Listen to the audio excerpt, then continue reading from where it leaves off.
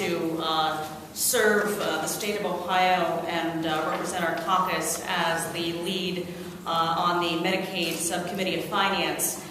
We had over 3 weeks of testimony in the Medicaid Subcommittee that highlighted both the progress and the shortcomings in Ohio's health care policy, particularly in the context of Substitute House Bill 59 in our budget.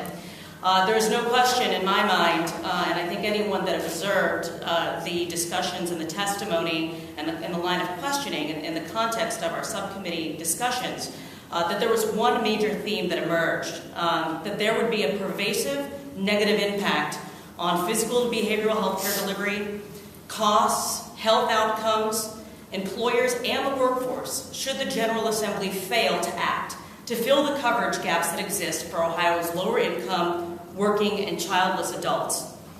I think that we all agree, at least on this stage, and I would argue that there are others that would also agree that the most cost-effective way to achieve the goals to bridge these coverage gaps would be to follow the as-introduced version of the budget to cover those up to 138% of poverty.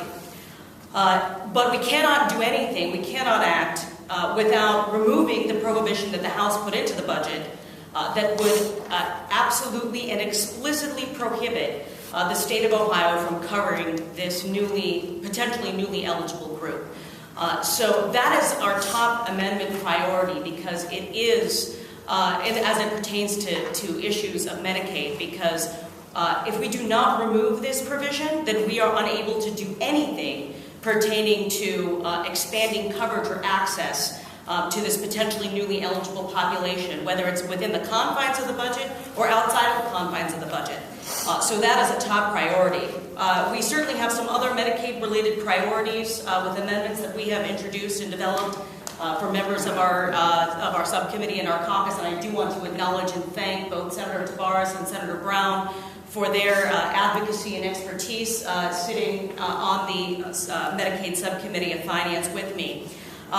We're advocating for restoration of funding for both passport reimbursement as well as administrative costs, as well as restoring the line item for adult protective services. We cannot advocate for home and community-based services without being able to make sure that we are supporting the resources necessary to make sure that our older adults and vulnerable citizens that are living within the community are appropriately protected. The state of Ohio has been woefully lax in the commitment to adult protective services from the state to local communities, and we are fighting to restore that. In addition, we have amendments to provide Medicaid coverage for adult dental care, as well as language to encourage professionals to work at the top of their scope of practices to serve a greater population in a more cost-effective manner.